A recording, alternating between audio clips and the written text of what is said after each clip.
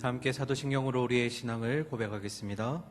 전능하사 천지를 만드신 하나님 아버지를 내가 믿사오며 그 외아들 우리 주 예수 그리스도를 믿사오니 이는 성령으로 잉태하사 동정녀 마리아에게 나시고 본디오 빌라도에게 고난을 받으사 십자가에 못 박혀 죽으시고 장사한 지 사흘 만에 죽은 자 가운데서 다시 살아나시며 하늘에 오르사 전능하신 하나님 우편에 앉아 계시다가 저리로서 산 자와 죽은 자를 심판하러 오시리라. 성령을 믿사오며 거룩한 공회와 성도가 서로 교통하는 것과 죄를 사하여 주시는 것과 몸이 다시 사는 것과 영원히 사는 것을 믿사옵나이다. 아멘. 다 함께 찬송가 528장 찬양 올려드리겠습니다. 예수가 우리를 부르는 소리 그 음성 부드러워 사면을 보며 우리를 기다리네. 예수가 우리를 부르는 소리 그 음성 부드러워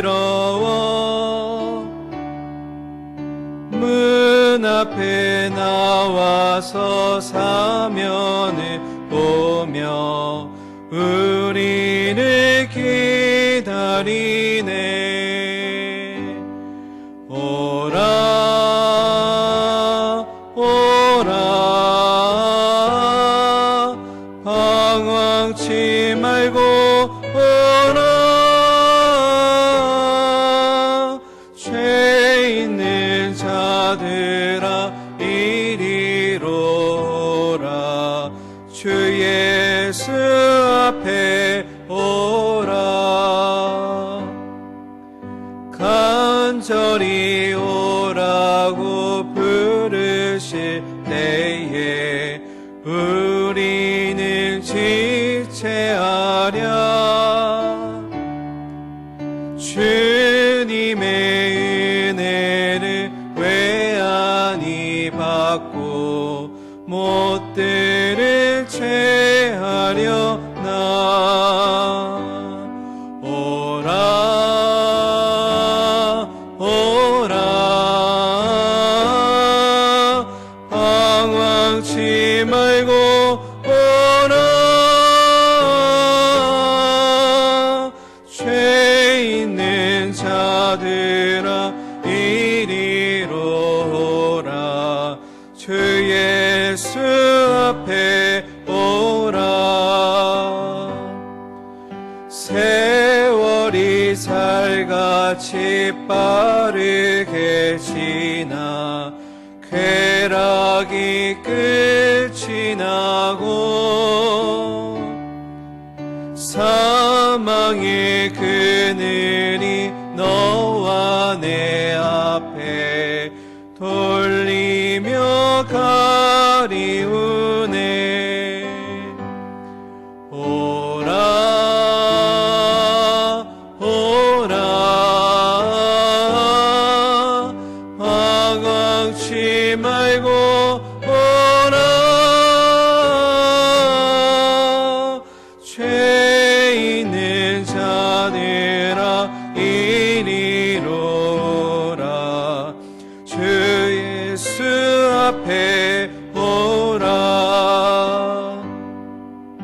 우리를 위하여 예비해 두신 영원한 집이 있어.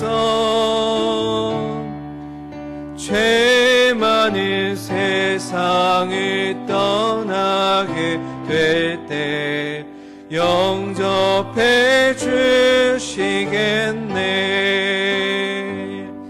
오라 오라 방황치 말고 오라 죄 있는 자들아 이리로 오라 주 예수 앞에 오라.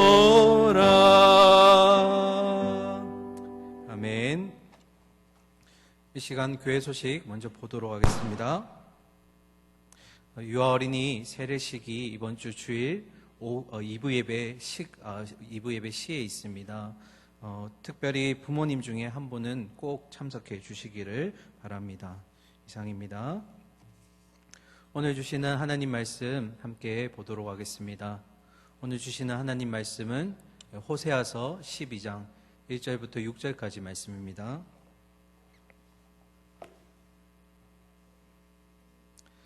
구약 성경 1265면에 있습니다.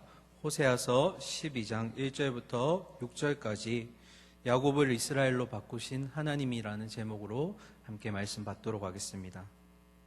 12장 1절부터 교독하겠습니다. 에브라임은 바람을 먹으며 동풍을 따라가서 종일토록 거짓과 포악을 더하여 아수르와 계약을 맺고 기름을 애굽에 보내도다. 여호와께서 유다와 논쟁하시고 야곱을 그 행실대로 벌하시며 그의 행위대로 그에게 보응하시리라. 야곱은 모태에서 그의 형의 발 뒤꿈치를 잡았고 또 힘으로는 하나님과 겨루되 천사와 겨루어 이기고 울며 그에게 간구하였으며 하나님은 베델에서 그를 만나셨고 거기에서 우리에게 말씀하셨나니 여호와는 만군의 하나님이시라. 여호와는 그를 기억하게 하는 이름이니라. 그런즉 너희 하나님께로 돌아와서 인애와 정의를 지키며 항상 너희 하나님을 바랄지니라. 아멘. 할렐루야. 오늘 하루도 하나님과 잘 동행하셨습니까? 이 밤 하나님 주시는 말씀으로 또 남은 3일을 또 힘차게 또 말씀 부여잡고 살아가기를 소망합니다. 오늘 호세아서 19번째 시간입니다. 벌써 이제 12장인데요. 아마 제 예상으로는 한 3-4번 정도 더 하면 이제 호세아서를 마무리할 수 있을 것 같아요. 오늘 호세아서 보실 텐데 오늘은 호세아가 자신의 구약의 선조 중에 한 명인 야곱을 이 스토리에 추가를 시킵니다. 그래서 오늘 야곱이 왜 이 스토리 안에 들어왔을까? 호세아는 우리에게 어떤 메시지를 주기 위해서 야곱을 우리에게 보여주고 있을까? 우리 그 내용을 주축으로 해서 살펴보실 텐데요. 그 전에 우리 서론격이 되는 1절과 2절 말씀 한 절씩 보면서 먼저 함께 말씀 나누도록 하겠습니다. 우리 1절 함께 읽으면서 본문 속으로 들어가겠습니다. 1절입니다. 에브라임은 바람을 먹이며 동풍을 따라가서 종일토록 거짓과 포악을 더하여 아수르와 계약을 맺고 기름을 애굽에 보내도다. 아멘. 12장 1절의 시작이 에브라임으로 시작합니다. 에브라임 하면 이제 호세아서는 어느 나라를 지칭한 줄 아시겠죠? 북이스라엘을 지칭하는 말입니다. 그런데 뒤에 보시면 바람을 먹이며라고 되어 있습니다. 이 의미는 바람과 친구가 되었다라는 의미입니다. 이어서 보시면 동풍을 따라간다라고 되어 있는데 이 의미는 정확하게 얘기하면 동풍을 쫓아간다라는 의미입니다. 그러니까 북이스라엘이 바람을 친구로 삼고 동풍을 쫓아간다, 추적한다라는 의미인데요. 바람과 동풍이 무엇일까? 이 바로 이 당시에 패권을 지니고 있었던 아수르와 애굽을 상징하는 것이 이 바람과 동풍입니다. 그러니까 힘 있는 자를 친구로 삼고 또한 힘 있는 자와 결탁하는 이스라엘의 모습을 지금 보고 있습니다. 그러면서 호세아는 이렇게 얘기합니다. 종일토록 거짓과 포악을 더하고 있다. 이것이 지금 이스라엘의 내부의 모습입니다. 온통 거짓뿐이고 온통 포악뿐이라는 것입니다. 그런 가운데 아수르와 계약을 맺고 기름을 애굽에 보내도다. 우리가 몇 번 복습을 했었는데요. 처음에 북이스라엘이 이 아수르를 부여잡습니다. 그래서 아수르에게 조공을 바치고 힘 있는 세력이 마치 자기의 힘인 것처럼 착각하던 이스라엘이 아수르의 왕이 죽으니까 이제는 아수르와 잠깐 결별하고 애굽에 또 빌붙는 모습을 우리가 보았습니다.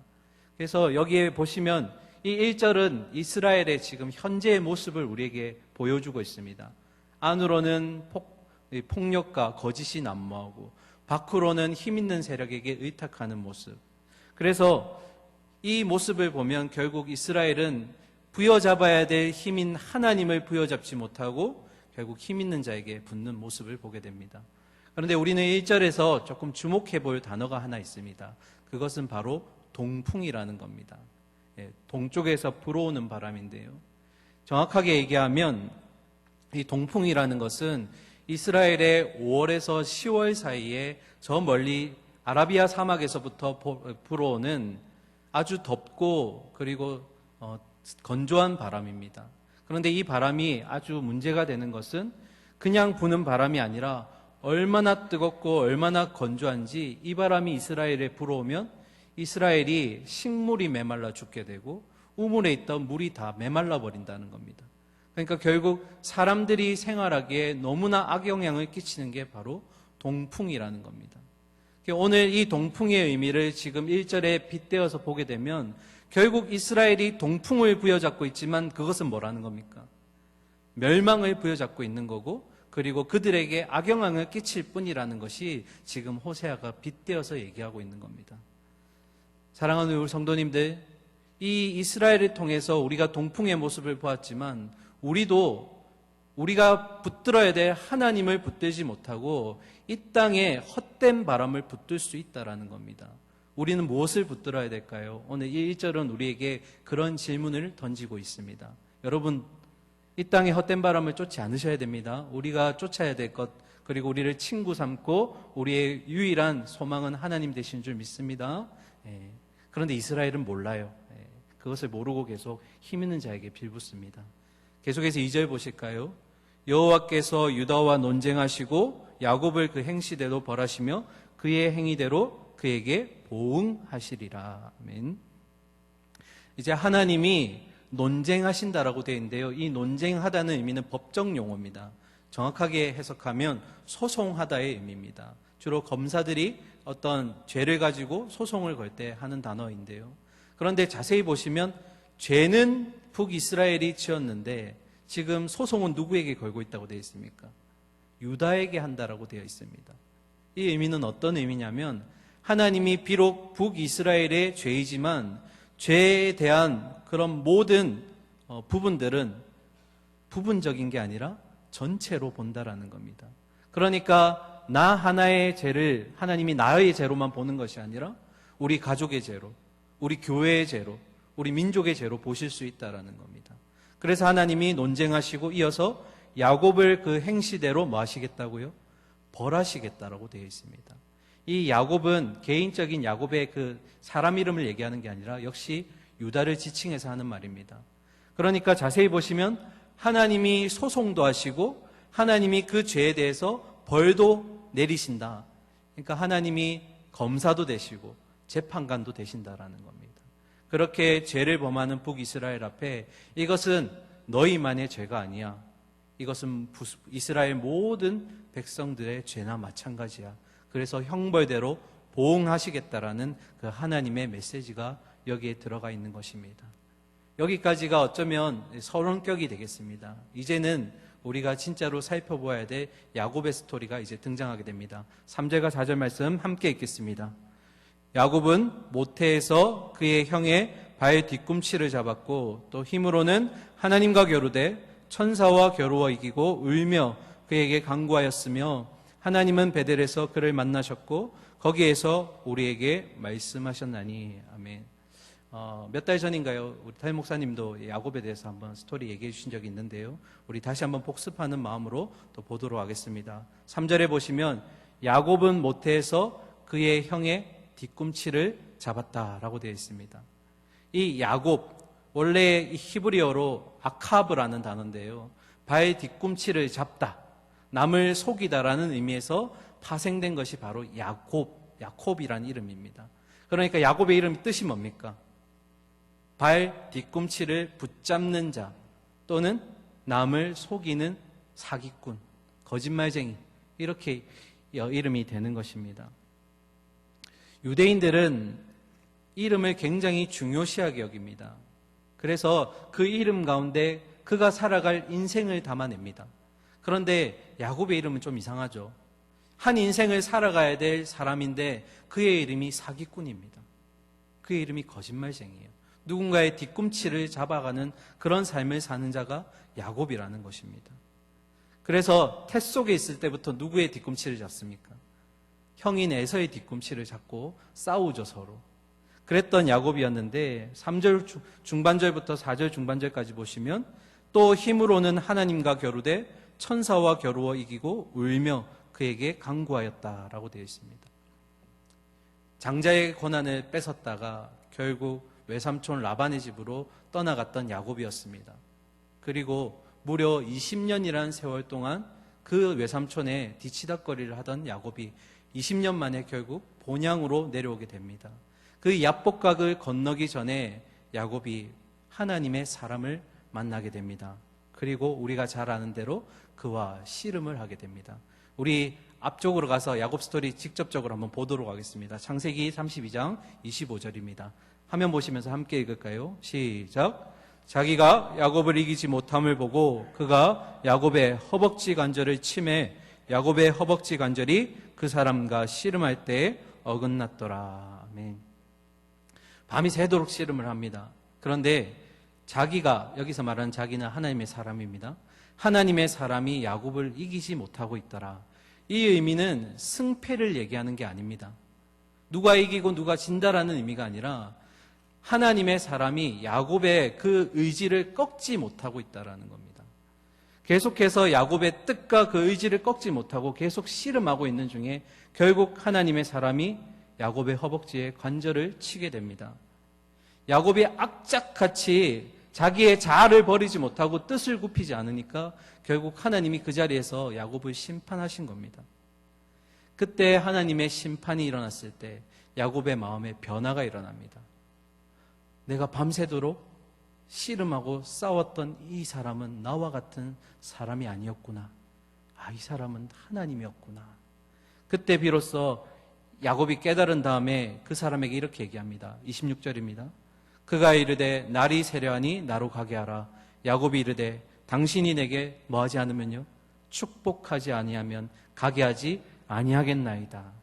하나님의 사람을 향해 뭐라고 얘기합니까? 당신이 나로 하여금 축복하지 않으면 내가 당신을 떠나보낼 수가 없습니다. 이 말은 내가 하나님을 보았고 하나님의 사람과 대결했기 때문에 하나님의 심판을 받은 자이기에 당신이 나를 축복하지 않고 떠나면 나는 살 수가 없습니다. 나는 죽을 것입니다.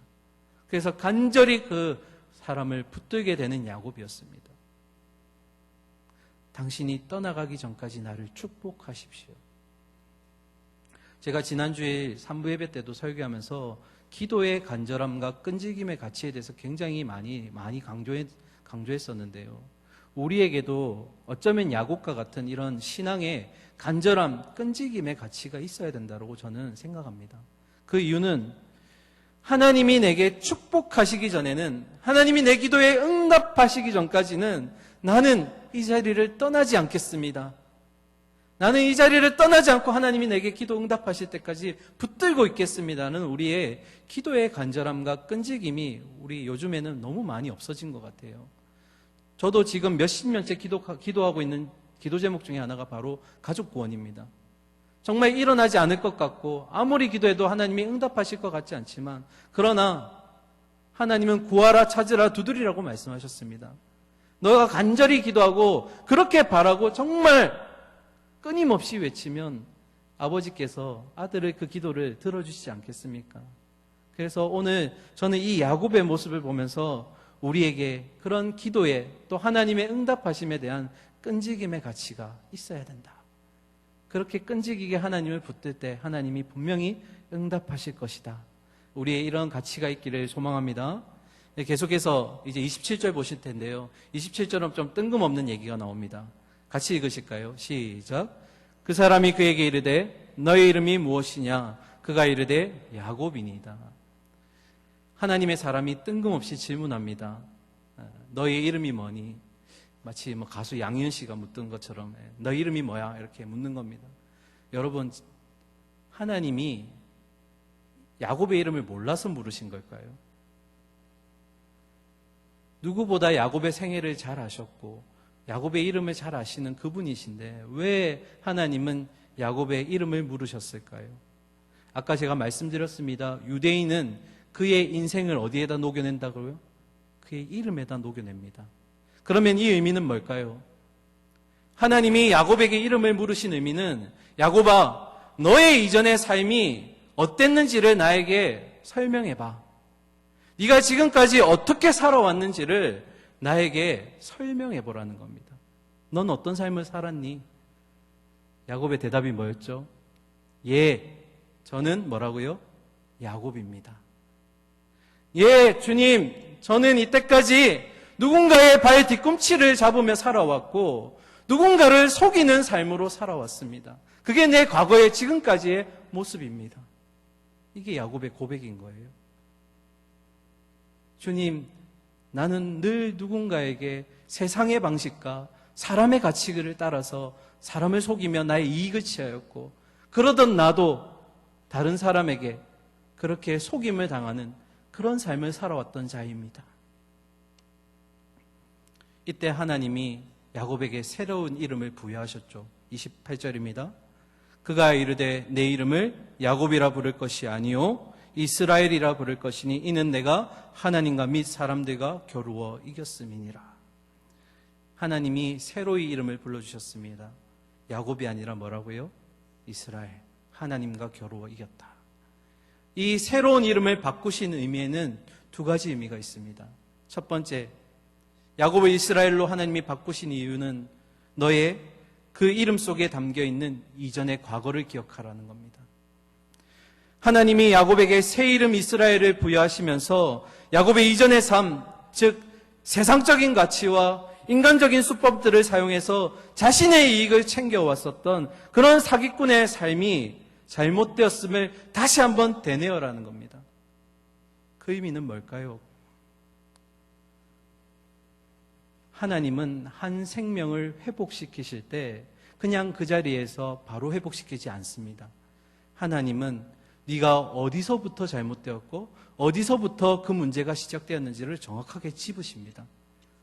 결국 야곱에게 다시금 야곱의 이름을 기억하게 하셨던 이유는 뭘까요? 야곱아, 너 회복돼야 돼. 그런데 회복되려면 네가 어디서부터 잘못되었는지, 어디서부터 그런 사기꾼의 삶을 살았는지 너가 기억해내야 돼. 그래야 네가 진정으로 영원히 회복될 수가 있어. 그걸 기억하게 하시는 겁니다. 사랑하는 우리 성도님들, 회복되길 원하십니까? 그러면 우리의 심령이 회복되기 위해서는 우리가 어디서부터 하나님과 멀어졌는지, 우리가 어디서부터 세상적인 가치관을 따라갔고 어디서부터 내 이익을 위해서 애썼는지를 다시 마음이 너무 아프고 힘들겠지만 되짚어 보아야 됩니다. 마치 바둑에서 마지막에 복귀하듯이 그렇게 우리의 삶을 되짚어보고 그 아픔을 찾아낼 때 하나님은 그 자리에서부터 우리의 명의 되신 하나님이 어떻게 해요? 환부를 드러내시고 깨끗하게 치유해 주실 줄 믿습니다. 두 번째 의미입니다. 야곱을 이스라엘로 바꾸신 하나님, 그 두 번째 의미는 바로 너의 이름 속에 담겨있는 너의 새로운 미래를 바라보아라는 겁니다. 내가 새 이름을 얻었으므로 옛 이름 야곱, 사기꾼, 거짓말쟁이의 삶으로 살던 너의 그 과거는 이제 완전히 여기서 죽고 이제부터는 너의 인생은 새롭게 바뀌게 될 것이다. 야곱은 이제 남을 속이는 삶을 사는 것이 아니라 하나님이 주인 되시고 하나님이 주체가 되시는 또 그분 앞에서 정직한 삶을 사는 자로 바뀌게 될 것입니다. 그래서 하나님이 참 재미있게도 그 야복강 앞에서 하나님의 그 이름을 바꾸심으로써 야곱아, 너의 성품과 너의 이전까지의 가치관과 너의 인생을 모두 야복강에 다 쏟아내라. 다 야복강에다가 다 밀어넣고 수장시키고 너는 이제 하나님의 사람이 되어라. 이래서 하나님은 야곱에게 이스라엘이라는 이름을 새겨주시게 된 겁니다. 본문으로 돌아와서 또 다른 스토리가 이제 이어집니다. 4절과 5절에 보시면 하나님은 베델에서 그를 만나셨고 거기에서 우리에게 말씀하셨나니 여호와는 만군의 하나님이시라. 여호와는 그를 기억하게 하는 이름이니라. 여기서 등장하는 아주 중요한 지명이 있죠. 베델입니다. 야곱은 이 베델의 두 가지 기억을 가지고 있습니다. 첫 번째 베델은 아픈 베델입니다. 야곱이 자기의 어떤 그 서열의 문제로 형의 그 장자의 신분을 빼앗고 외삼촌 집으로 허겁지겁 도망가던 그때 지쳐있는 그 자리에서 하나님의 사닥다리 환상을 꿈을 보게 됩니다. 여기가 바로 베델입니다. 하나님은요, 참 신기하게도 우리가 홀로 남아있을 때, 그리고 우리의 약함과 아무것도 할 수 없음을 고백할 때, 그때 하나님이 나타나신다라는 겁니다. 대표적인 예가 엘리야였죠. 엘리야가 하나님 나 못하겠어요. 나는 이제 선지자 못하겠어요. 그랬을 때 하나님이 또 나타나시죠. 이 홀로 남아있는 야곱에게 나타나신 하나님이 4가지의 약속을 해주십니다. 우리가 천천히 한번 읽어보겠습니다. 창세기 28장 13절부터 15절입니다. 함께 읽으실까요?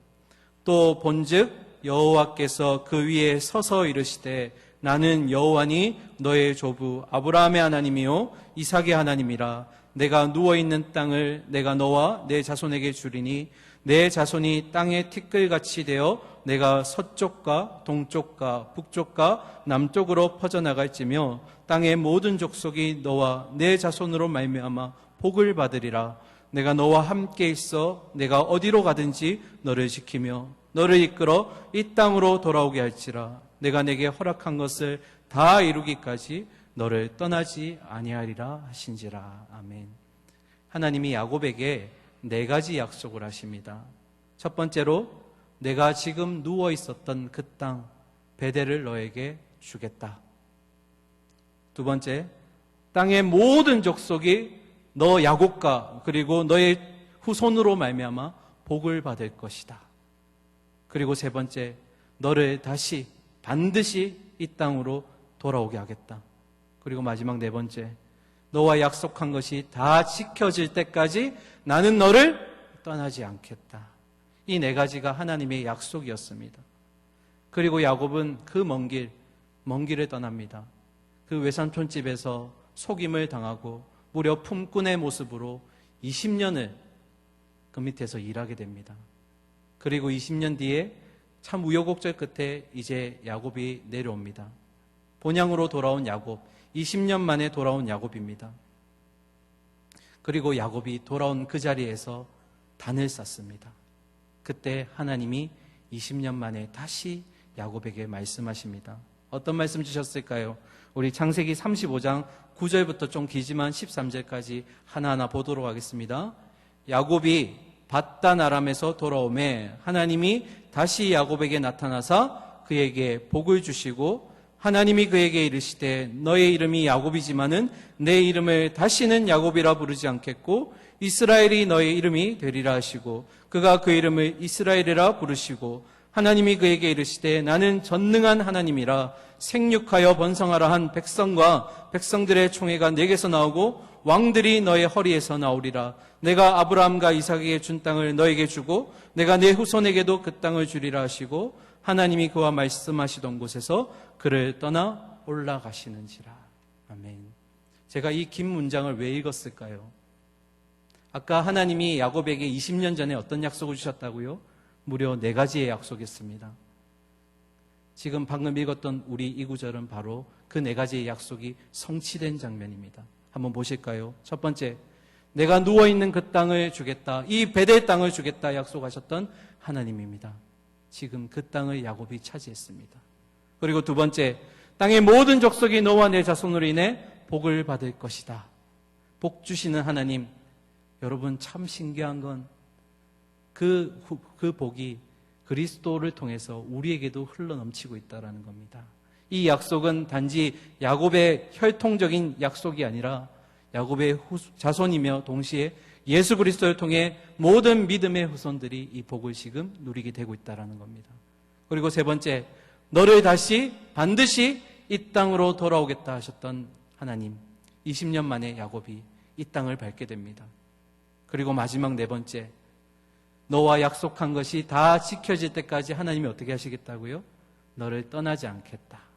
그래서 창세기 35장 13절에 하나님이 그와 말씀하시던 곳에서 약속이 다 지켜지니까 그를 떠나 올라가시더라. 하나님이 이런 분이십니다. 물리적인 시간을 거스르는 분이 하나님이십니다. 우리는 20년 전에 어떤 약속을 했는지 기억나지도 않지만 하나님은 기억하고 계십니다. 그리고 성취하셨습니다. 오늘 우리의 삶 가운데도 그런 기도 제목들이 응답될 줄 믿습니다. 그 기억하시는 하나님에 대한 내용이 5절에 나옵니다. 5절 같이 읽으실까요? 시작. 여호와는 만군의 하나님이시라. 여호와는 그를 기억하게 하는 이름이니라. 여호와는 그를 뭐하는 이름이라고요? 기억하게 하는 이름이라. 아브라함에게 약속하셨던 하나님, 이삭에게 그리고 야곱에게 약속하셨던 하나님이 오늘도 그 약속 가운데 우리에게 성취의 모습을 보여주실 줄 믿습니다. 그런데 그 5절 앞에 보면 독특한 문장이 하나 나옵니다. 우리 말로는 별로 티가 안 나는데요. 여호와는 뭐라고 돼 있죠? 만군의 하나님이시다. 이걸 히브리어로 하면 이렇게 됩니다. 야훼는 엘로힘이다. 여호와는 엘로힘이다.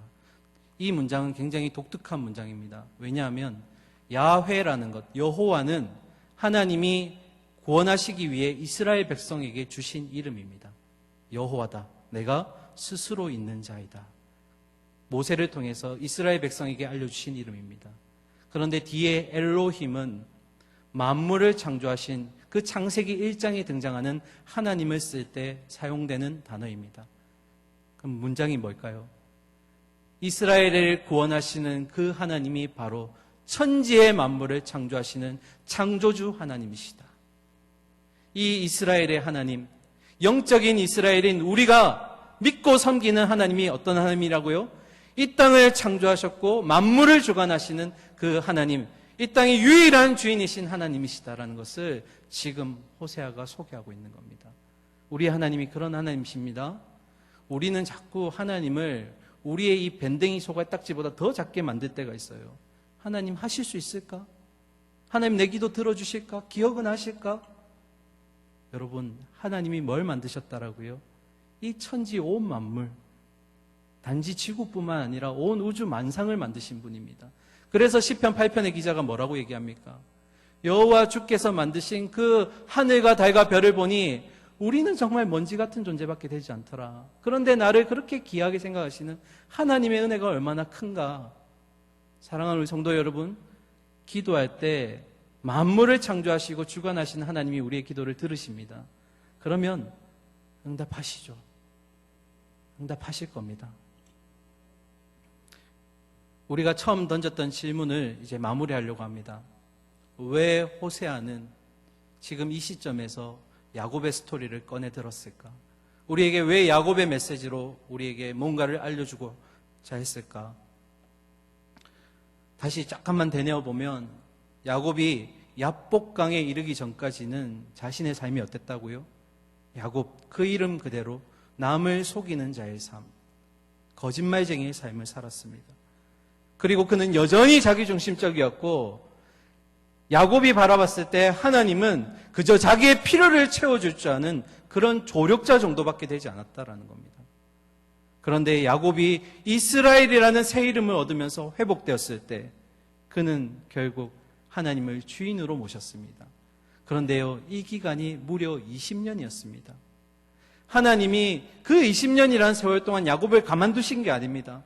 남에게 속임도 당해보고 때로는 힘든 노동도 해보고 그러면서 야곱 가운데 불순물들이 조금씩 빠져나가기 시작하는 겁니다. 이 20년의 세월은 뭔가요, 그러면? 야곱에게 주셨던 징계였지만 바로 하나님이 야곱을 이스라엘이 되게 하시기 위한 연단의 과정이셨다라는 겁니다. 왜 그렇게 20년이라는 시간 동안 베델 땅을 밟지 못하게 하셨습니까? 이 베델 땅을 밟을 때 야곱이 비로소 하나님을 주인으로 섬길 수 있으려면 그 20년이라는 세월이 필요했다라는 겁니다. 그래서 야곱에게 주어진 징계는 야곱을 쓸어 넘어뜨리고 그래도 두는 그런 시험이 아니라 다시 일으켜 세우기 위한 연단이었다라는 겁니다. 그래서 히브리서 12장 11절에 보시면 무릇 징계가 당시에는 즐거워 보이지 않고 슬퍼 보이나 후에 그로 말미암아 연단받은 자들은 의와 평강의 열매를 맺으니라.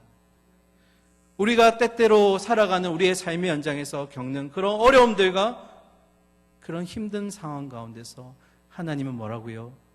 즐겁지 않지, 힘들어. 그렇지만 그 연단의 과정을 통과해낼 때 하나님의 의의 열매, 평강의 열매가 우리에게 있을 것이야 라고 지금 얘기하는 겁니다. 그렇게 야곱을 돌리셔서 이스라엘이라는 새로운 인생으로 세우신 하나님이 하나님에게서 벗어나서 여전히 죄악 가운데 머물러 있던 이 이스라엘 가운데 이제 징계하시겠지만, 그러나 그 징계가 뭐라는 겁니까? 마치 야곱에게 보여주셨던 그 인고의 시간, 연단의 시간이라는 겁니다.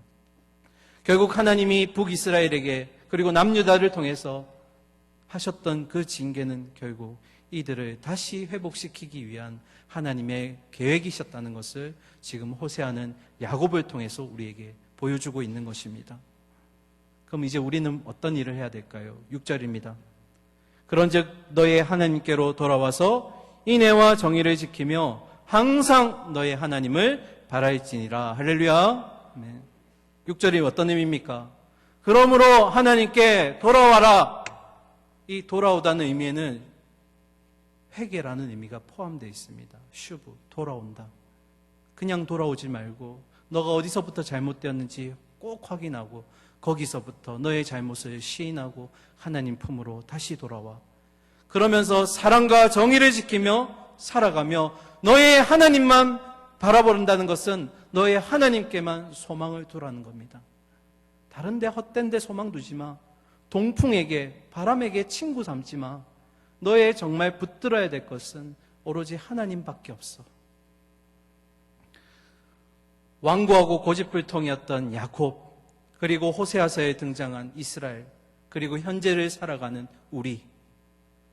그런데 참 놀랍게도 우리의 이런 완고함과 완악함보다 하나님의 집요함이 더 크시다는 거 아십니까? 택하신 우리를 끝까지 붙드시고 우리를 놓지 않으시고 포기하시지 않으시는 하나님이십니다. 우리를 끝까지 살리시기 위해서 충성하시는 하나님이십니다. 그래서 시편 기자는 139편 8절에서 이렇게 얘기합니다. 내가 하늘에 올라갈지라도 거기 계시며 스올에 내 자리를 펼지라도 거기에도 하나님이 계시다. 하나님이 내가 스올 가운데 거할지라도 거기에 계신답니다. 왜요? 죽어있던 나를 다시 살리시기 위해 하나님의 그런 집요함이, 하나님의 충성됨이 나를 그렇게 살리시기를 원하신다라는 겁니다. 우리가 겪는 그 연단과 징계 가운데 그것이 하나님 우리의 모든 불순물들을 다 제거하고 그리스도만 바라보게 하는 본질만 남기게 하시겠다는 게 바로 하나님의 계획이십니다. 그래서 저는 오늘 마지막으로 우리 성도님들과 이 고백을 함께 나누기를 원합니다. 우리에게 놓여져 있는 상황들에 얽매이지 마시고 이 본해포 목사님의 마지막 그 찬양의 고백처럼 그 선하님이 우리를 감싸시니 믿음으로 또 일어날 일 우리는 기대하네. 주 언제나 우리와 함께 계셔. 그래서 우리는 하루하루가 늘 새로워. 할렐루야. 우리의 주어진 상황에 너무 얽매이지 마십시오. 그 상황 가운데 상황이 하나님보다 크지 않습니다. 반드시 하나님이 그 상황을 역전시키실 겁니다. 그래서 야곱과 이스라엘을 사랑하셨고 또 나를 너무나 사랑하시는 그 하나님이, 그 사랑하심이 우리의 인생 끝까지 우리를 이끌어 가시면서 우리의 하루하루를 기쁨으로 또 늘 새로움으로 가득하게 채워주실 것을 믿으면서 내일도 모레도 그런 즐거움과 기쁨 주시는 주님과 동행하시는 저 여러분이 되기를 간절히 소망하고 축원합니다. 네, 기도하겠습니다.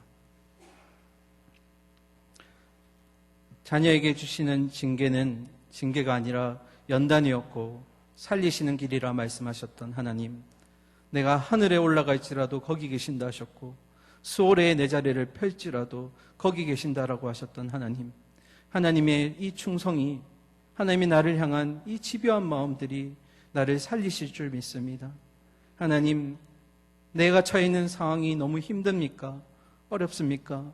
앞이 보이지 않습니까?